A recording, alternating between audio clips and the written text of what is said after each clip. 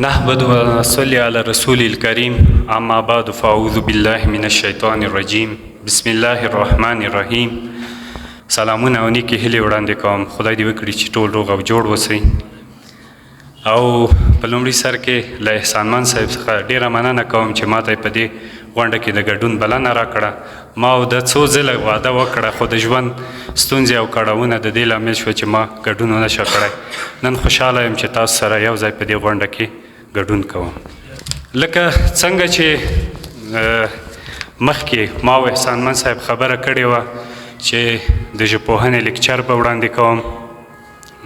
ژبپوهنه څه ده؟ له دې نه مخکې چې د ژبپوهنې په اړه بحث پیل کړو لومړی باید په ژبه باندې خبرې وکړو. ژبه د انسان له پیدایښت څخه یعنی د ده پیدایښت د انسان له پیدایښت سره تړلی دی. چې انسان کله پیدا شو نو په قرآن عظیم شان کې هم الله پاک آدم علیه السلام ته نومونه او داسې نور څیزونه ورښودلي وو چې دا یوه بیلګه ده موږ ته په دیني لحاظ. او ژبه څه ده؟ ژبه چې ده یوه ټولنیزه قراردادي او زده کړیزه پدیده ده چې انسانان یې د پوهولو او راپوهولو لپاره له یو بل سره ترې ګټه اخلي. موږ څو ډول ژبې کاروو؟ ګړنۍ ژبه کاروو، لیکنۍ ژبه کاروو، اشارهیي ژبه کاروو او بله بدني ژبه چې انسان د بدن له لارې هم د ژبه کاروي. د ژبې د پرمختیا او پراختیا لپاره کوم اساسي توکي دي چې څنګه ژبه پراختیا مومي او پرمختیا مومي؟ 5 اساسي توکي دي. یو چې د جغرافیه ده، تاریخ دی، فرهنګ دی، سیاست دی او اقتصاد دی. یوه ژبه که اقتصاد د اقتصاد ژبه یې نه وي، د سیاست ژبه یې نه وي، خو کلتور یعنی فرهنګ ولري، تاریخ ولري، جغرافیه ولري، خو دا دوه توکي چې یعنی د بازار ژبه نه وي، د اقتصاد په دې معنی چې په بازار کې د راکړې ورکړې ژبه وي، یا مثلا د اعلاناتو ژبه وي، یا مثلا مونږ کله چې یو ځای ته ځو یو موټر درو ورته وایي چې زه دې ځای ته ځم چې عامه شي. بله د سیاست په دې معنی چې د دربار ژبه وي، یعنی حتی د اداري چارې په دې برمخ بوتلل شي چې دا ډیر مهم رول پکې لري، یعنی د رسنۍ ژبه وي، یعنی د نصاب ژبه وي. نو په دې سره ژبه ډیره پراختیا او پرمختیا مومي. په 2023 کې یوه سروې وشوه، تقریبا په نړۍ کې 2111 ژبې دي. په دې 2111 ژبو کې په 14 ورځو کې یوه ژبه د منځه ځي. د دې لامل د دې څو علتونه دي. یو دا چې د اطراف خلک راځي ښاري ژوند غوره کوي، یو دا علت دی. بل دا چې همالته بومي یا ځایي خلک دومره یعنی په فرهنګي لحاظ یا د ژبې واک دومره وي چې دا ژبې له منځه وړي. بل دا چې په آینده 22مه پیړۍ کې فکر وکړئ چې په راتلونکې پیړۍ کې 3000 ژبې له منځه ځي. علتونه ډیر دي، یعنی اوس داسې ژبې شته چې یو ویونکی لري، خو د وخت په تېرېدو سره به دا ټول یعنی که دا انسان له منځه لاړ شي ژبه هم له منځه ځي. بل علتونه نور مهاجرت دی او لوی فرهنګونه چې دي وړه فرهنګونه خوري، لوی ژبې وړې ژبې خوري. موږ یې بیلګې ډېرې په حتی په افغانستان کې هم لیدلی شو، لکه په لوګر کې اورمړي ژبه وه، اوس بلکل له منځه تللې.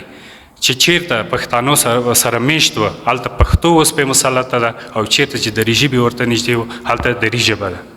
د مړو ژبو څو بیلګې وي. په افغانستان کې دا اورمړي ژبه ده او داسې نورې ژبې هم شته. دردي ده، دا نورستان خواته او دې سیمو کې ویل کېده.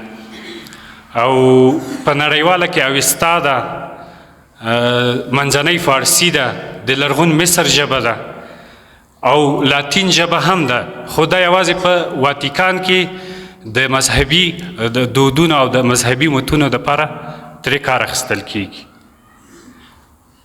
د ژبو د رامنځته کېدو علتونه څه شی وه؟ هندوانو چې کله د دیني سرودونه لوستل نو د دې سرودونو د لوستلو لپاره به دوی چې چا به غلط ولوستلو نو دا به ګناهګار ګڼل کېدو. نو د دې لپاره یې سانسکریت ژبه رامنځته کړه چې بیا 15 پیړۍ یعنی مخکې له میلاده پانیني د دې لپاره لومړی ګرامر هم ولیکو چې یعنی له دې ګناه څخه خلاص شي دا خلک. دویم یونانیانو د فلسفې له زاویې ژبې ته وکتل چې په دې برخه کې افلاطون او ارسطو کار وکړ.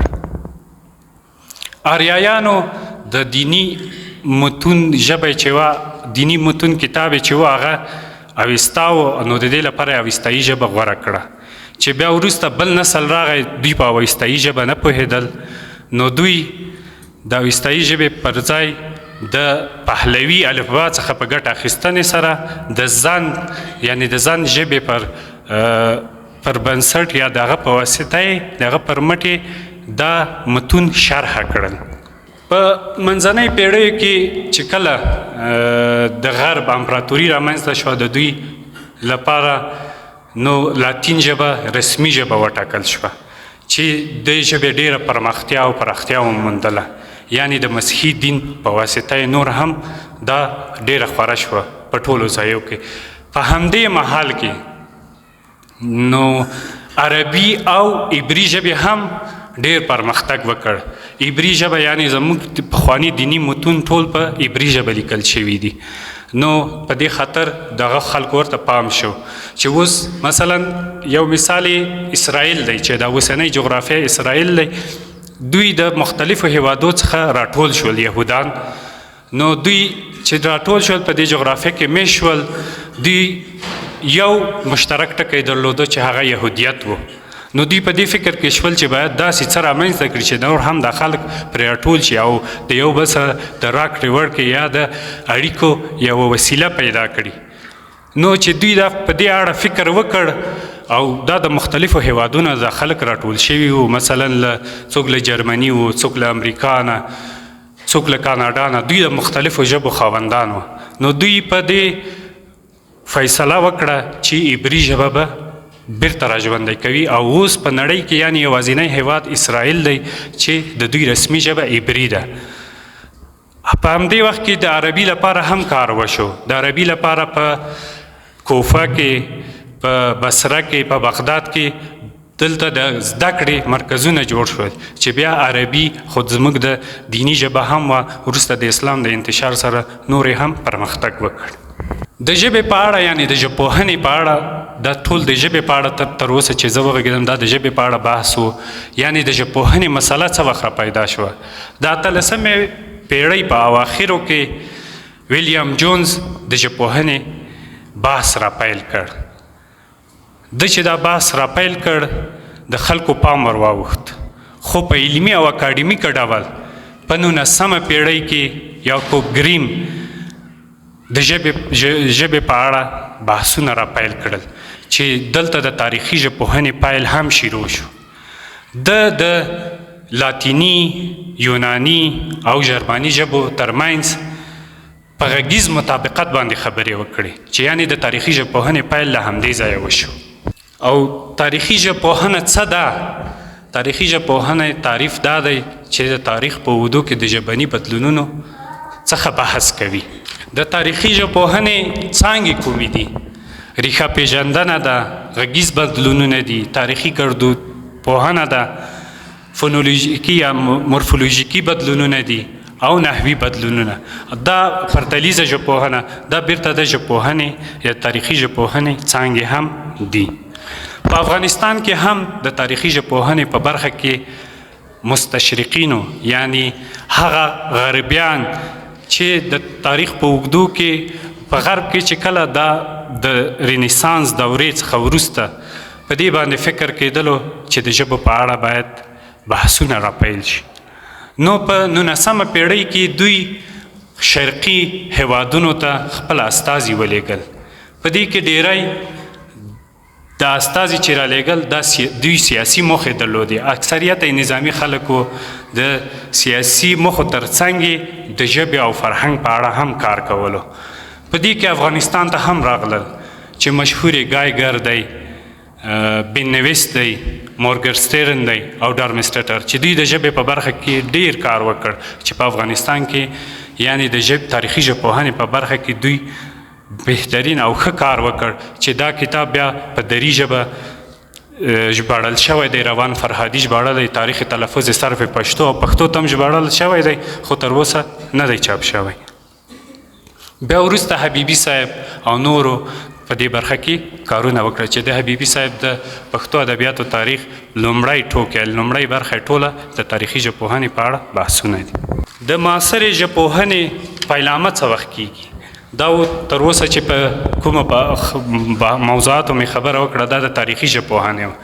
په 20مه پیړۍ کې د معاصرې ژبپوهنې بنسټ ایښودونکی فردیناند سوسور دی چې د ژبه د نښو نظام وګاڼه. د دې ژبې په اړه د تاریخي او ماضي او د پرتلیز ژبپوهنې یا د پرتلیز بحثونو سره لیوالتیا نه درلوده.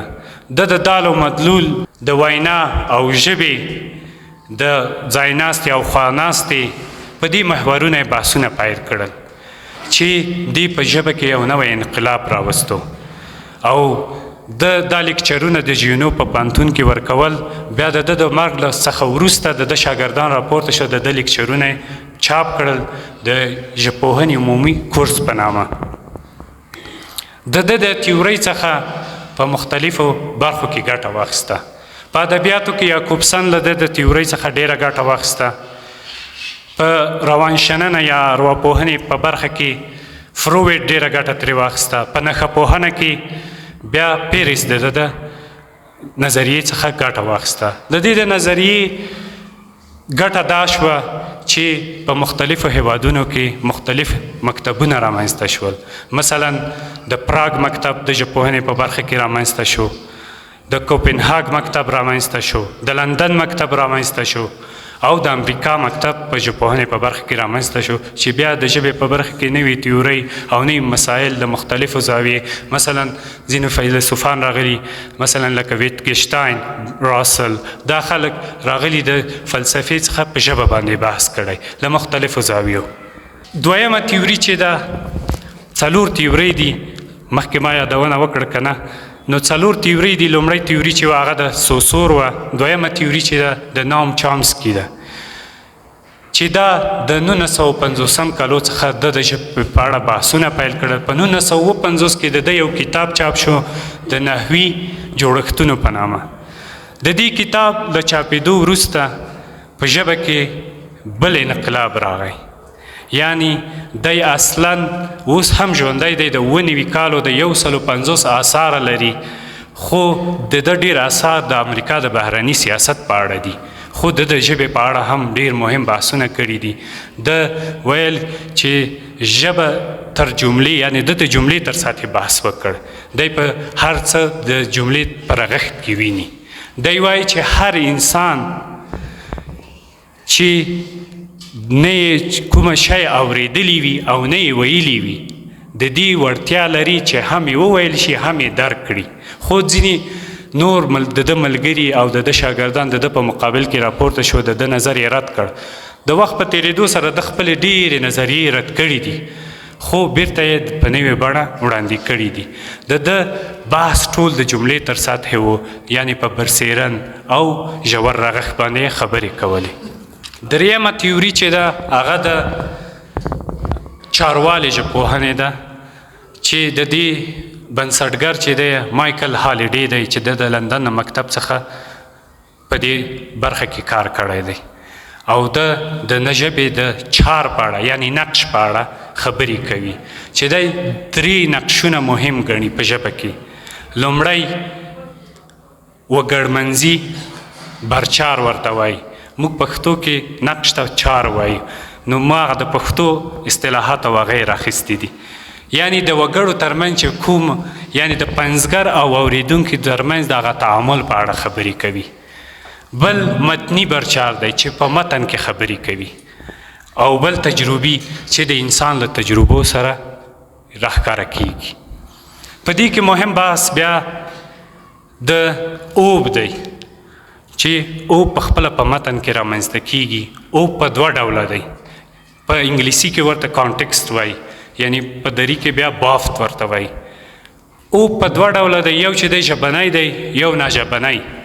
ژبنی اوب چې دی دا د په جملو کې د کلمو انسجام دی، چې یعنی څنګ په څنګ د کلمې راځي او یوه جمله ترې رغېږي، چې دا مختلف نور ډولونه هم لري. مثلا غږیز ژبنی اوب دی، مورفولوژیکي دی او نحوي دی. او ناژبنی اوب چې دی بیا هغه په دوه ډوله دی. یو چې دی فرهنګي اوب دی، بل موقعیتي. موقعیتي اوب چې په یو موقعیت کې رامنځته کیږي چې هغه معنا پیدا کوي. یعنی دلته مثال به زه تاسو ته د کور وایم. مثلا وایو چې د دویم کور دی.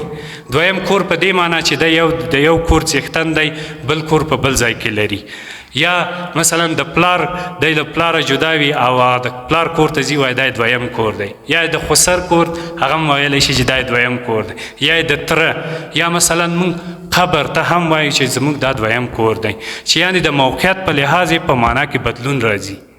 بل فرهنګي اوب دی چې په فرهنګ کې، په یو فرهنګ، یو ځانګړي فرهنګ کې دا معنا پیدا کوي. هغه په دې معنا چې مثلا زه به یو مثال درته ووایم، ټیکری پر سر کړه. که دا د ښځو پر ترمنځ وي هلته د پړوني یا د ټیکري په معنا وي، چې یعنې هغه ټیکری پر سر کړه. که د نارینهو په مجلس کې وي دا د بېغیرتۍ او د شرم په معنا دی، چې په دې کې معنیزې اړیکې پیدا کیږي. معنیزې اړیکې یعنی کله معنا منفي کیږي، کله مثبته کیږي، کله پراخې کیږي، کله هم معنیزه کیږي، کله څو معنیزه کیږي. مثلا زه به د H2O د اوبو مثال درکم. کله چې موږ اوبه په چایجوشه کې واچو او هغه وایشېږي، هغه وایشېږي، دا تف ترې راپورته کیږي، موږ وایو چې دا تف پاس ځي، دا په وریځه بدلیږي. کله چې په وریځه بدل شي او که په مایع شکل مځکې ته راځي باران یې بولو، او کله چې په جامد شکل یا د واورې په شکل راځي او یا د ګلۍ په شکل، او کله چې مځکې ته راشي په مایع شکل وي موږ وایو چې دا اوبه دي. خو کله چې همدغه په یخ واوړي وایو چې دا یخ دي. یعنی یو دغه H2O د اوبو په مختلفو موقعیتونو کې مختلفې معناوې لري. او یعنی مثلا زه به د څو معنیز مثال درکم، لکه روښان د پاک په معنا دی، د روښان فکره په معنا دی، د سوچه په معنا هم وایو موږ یې کاروو. د همانیزه مثال لکه کور، مینه او منزل، یا جګړه، جنگ او شخړه. د چارواله ژبپوهنه او ادراکي چې ده، اوس به زه اخر هغه ته تیورۍ ته چې راځم د ادراکي ته، دوی چې دي د متن تر سطحې بحث کوي. متن کیدای شي یوه نښه وي، کیدای شي سلسفي کتاب وي، کیدای شي یوه مقاله وي. یعنی اوله تیوري چې وه هغه د کلمې تر سطحې، سوسور د کلمې تر سطحې بحث وکړ. چامسکي د جملې یا د نحوې تر سطحې بحث وکړ. او نقشګرا یا دا چارواله ژبپوهنه چې ده دې تر متن ته سطحې بحث وکړ.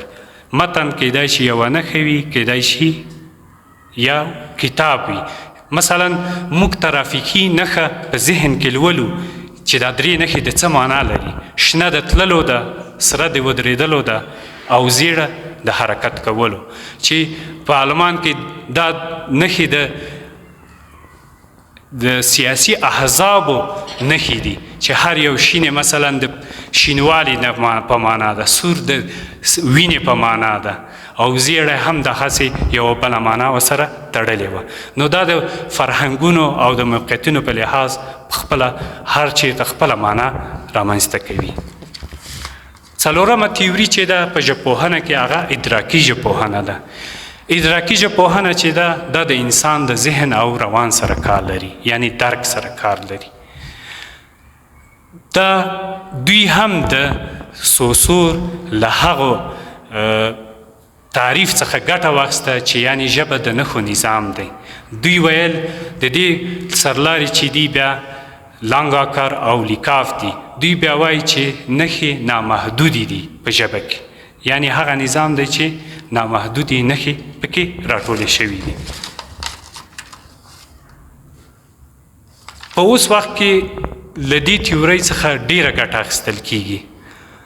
دا ځکه چې اوس چې موږ ګورو اوسنۍ نړۍ د ټکنالوژۍ او د مصنوعي ځیرکتیا ده، نو دا تیوري چې ده اوس د ډېر د کار وړ ده، خصوصا په عصب شناسي کې، مثلا په عصبي ژبپوهنه کې ترې ډېره ګټه اخیستل کېږي، په مصنوعي ځیرکتیا کې ډېره ګټه ترې اخیستل کېږي، په فلسفه کې ډېره ګټه ترې اخیستل کېږي، او په ادبي کرهکتنه کې.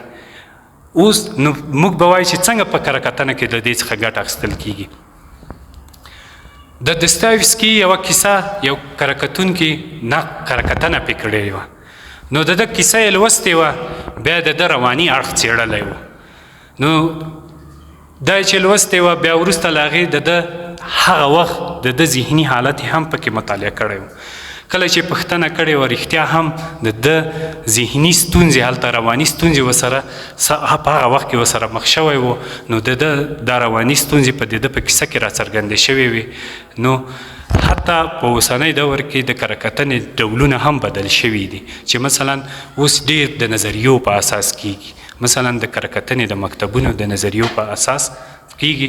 نو دلته هم د رواني اړخ د ده څېړل شوی و، او دا ځکه د ادراکي ژبپوهنې سره کار لري.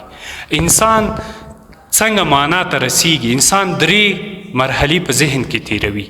لومړی دا چې انسان یو څه درک کوي په لومړي سر کې، دویم مفهوم ترې اخلي، په درېیمه مرحله کې موږ معنا ته رسیږو. مثلا موږ وایي چې چوکۍ، زموږ ذهن درک کوي چې چوکۍ کوم چوکاټ لري، خو چې کله د مفاهیمو ټولګو ته ځو، یعنې د چوکیو موږ ته یو انبار ذهن ته راځي، چې په هغه کې د استاد چوکۍ، د هغه کې د شاګرد چوکۍ، هغه کې د کوچ، هغه ته موږ چوکۍ استعمالوو. خو کله چې د یو دفتر چوکۍ، کله چې محدودوو، یعنې مشخصوو چې څه ډول چوکۍ، هغه چې کله محدوده شي یا مشخصه شي، هغه معنا ده. یعنې درېیمه مرحله کې موږ معنا ته رسیږو. موږ ډېر کله یو شی چې په یو شي پوه نه شو، وایي چې له دې څخه ما مفهوم وانخیست. معنا د مفهوم په معنا استعمالوو، خو معنا هغه مشخصه کوونکې یا محدودونکې ساحه ده چې موږ په وروستي مرحله کې دې مرحلې ته رسیږو. نو دا و د نن ورځې لیکچر. خدای دې وکړي چې ستاسو خوښ شوی وي. دا څه و چې ما دا چې ډېر تخصصي بحثونه دي، که اوس ما ډېر په پیچلو مسایلو، مثلا په ادراکي ژبپوهنه کې په ډېر مسایل دي چې هغه څېړل غواړي، مثلا په چارواله ژبپوهنه کې دا چې دي دا وروستی تیورۍ دي او ډېر د کار وړ چې دي همدغه تیورۍ دي. په دې کې مثلا یو شی زما د یاده ووتل، په چارواله او په ادراکي ژبپوهنه کې د معنا پوهنې او کاربورد شناسی په فارسي کې ورته موږ کاروان پوهنه یا پراګماټکس د دې تر سطحې بحث کیږي چې له معنا سره ډېر تړاو لري. او دا نورې پخوانۍ چې وي هغه کې د فونولوژۍ او مورفولوژۍ او نحوې، مثلا په لومړۍ هغه کې خو یوازې په غږ بحث کېده، په لومړۍ تیورۍ کې. په دویمه تیورۍ کې چې وه په هغه کې د جملې تر سطحې بحث و، په هغه کې فونولوژي، مورفولوژي، نحوه راتله. او په دې دوو کې چې دي دا 3 شیان نور هم پکې اضافه شوي دي چې معنا پوهنه ده، کاروان پوهنه ده او ډسکورس دی. ډسکورس اوس بیخي د مهم بحث دی چې هغه په فارسي کې ورته گفتمان وایي، په انګلیسي کې هم دا ډسکورس دی، موږ په پښتو کې معادل. یعنې دغه ډېره معنا پراخه ده چې موږ یې که پښتو ته راژباړو د خبرو اترو په معنا ده، مثلا د ډایلوګ په معنا ده، د وینا په معنا ده. په دې باندې زما د ماسټرۍ تیزس هم دی چې په پښتو کې یوازې 1-2 مقالې وې، هغه هم د استاد ښکلي وې، نور د چا په دې برخه کې داسې څه نه و. نو بیا ما تیزس په دې برخه کې ولیکو. خو به یوه یادونه به د پښتو ژبې هم وکړو چې په پښتو ژبه کې په دې برخه کې چا کار کړی دی. دا هم د نړیوالو تیورۍ او د نړیوالو هغه اشخاصو یادونه وکړه چې کار یې پرې کړی و، یعنې بنسټګر یې و. هغه و په معاصره ژبپوهنه کې د استاد زیار کارونه، د استاد تږي کارونه او د الهام صاحب کارونه ډېر د ستاینې وړ دي.